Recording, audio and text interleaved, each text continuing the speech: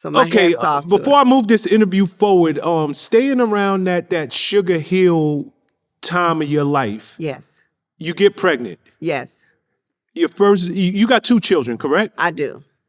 Your first child was by another label mate, Lil Lil Rodney C Cee. from the Funky Four plus one more. There you go. Yeah. Did y'all hit it off right away?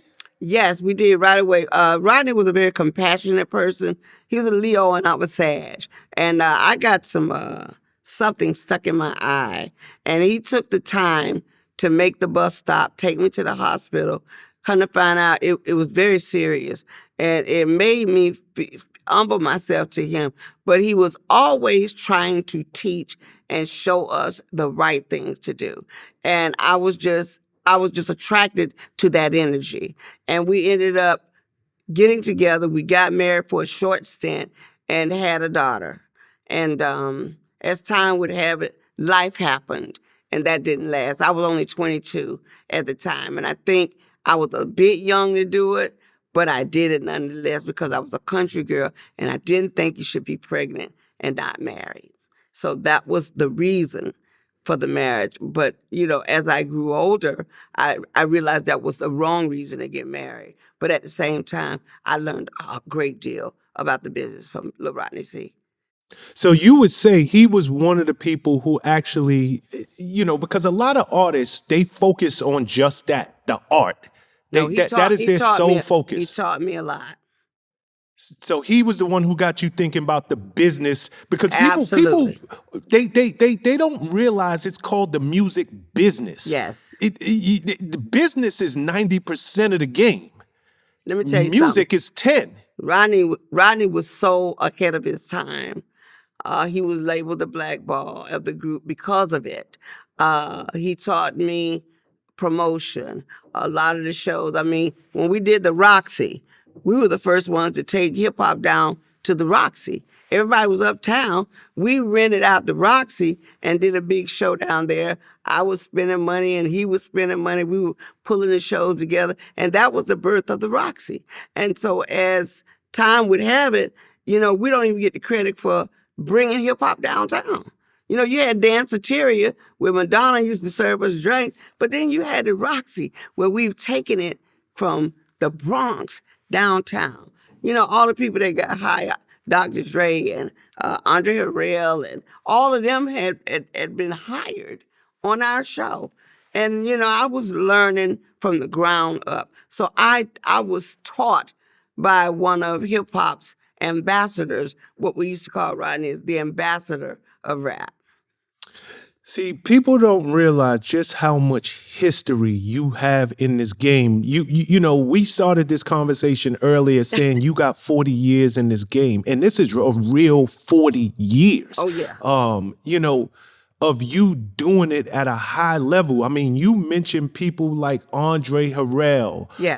You mentioned, bringing hip hop downtown to the Roxy, and Yes. Going on over to Danceteria when Madonna, Yes. Madonna was still a serving waitress. drinks. She was a waitress.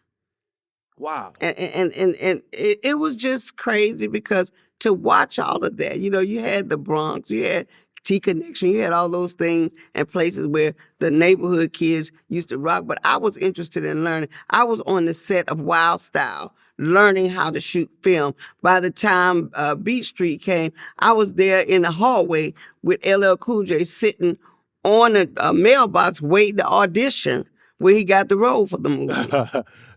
So it goes way back. Wow. Okay.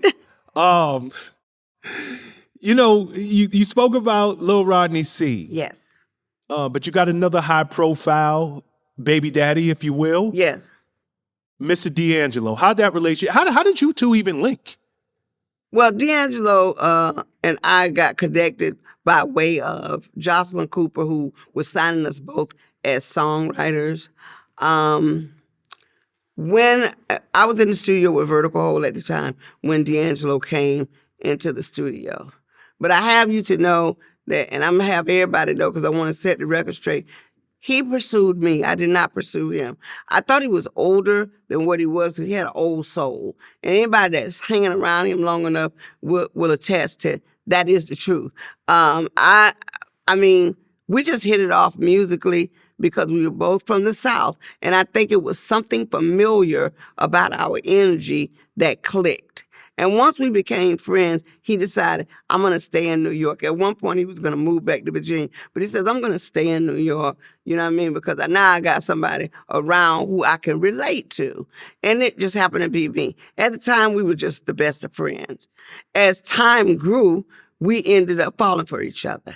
All I can tell you is shit happens. And when it happened, I was okay with it because I loved his energy and his spirit.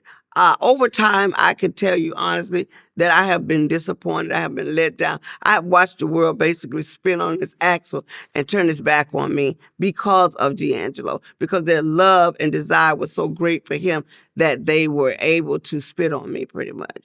And so I had to take it with a grain of salt and keep moving. Because when people zoom in on you to bring about their pain, they don't care how they hurt you to get it done. But like I said, it happened. And I can't go back. I can't undo it. I told the people, they make such a big deal. Okay, I was a little older than him, but that's going every day. People get with people every day. That's a little older than them, and they keep it moving. Why did they make a big deal out of he and I? I couldn't tell you. I can only say the minute he decided to become a sex symbol or the industry cultivated a sex symbol, I became dog meat to them. And that was, 4 years prior to that, we were the best of friends. But after that, it was just like, she too old for him. She does. I wasn't old when I was trying to help him get through the studio work. I wasn't old when I was trying to get them albums finished. I wasn't old when I was writing them hits with them. I wasn't none of that. It was only after he had arrived. It's like, okay, let's get rid of her. She's dead weight now. And that's what I literally believe has happened in time. But guess what? The love of Christ have kept me all this time. And I don't care what they say and do. It is what it is. That's right. That is right, Angie. You know, it's crazy because I didn't realize that through your vantage point, through your lens, you felt like the industry turned on you for having that relationship. Oh, yeah. Really? Oh, yeah. Let me tell you something. And I won't, yes, I will. Let me tell you something. I can remember going to sit down and do an interview with Vibe magazine. And I had the young lady who was interviewing me look at me, and she went in on me being older than him. But right after that, she let me know she was, kicking it with him too. And it was basically a hateful, jealous interview that like, okay, you might have him, but I want you to know, he's all over me too. And I ran into a lot of people, a lot of females that worked for these labels and industries that kind of threw me under the bus because if their job was to interview Angie Stone, in my opinion, their job was to basically do a bum job of my interview so that they could really poke at me. And I had to deal with that.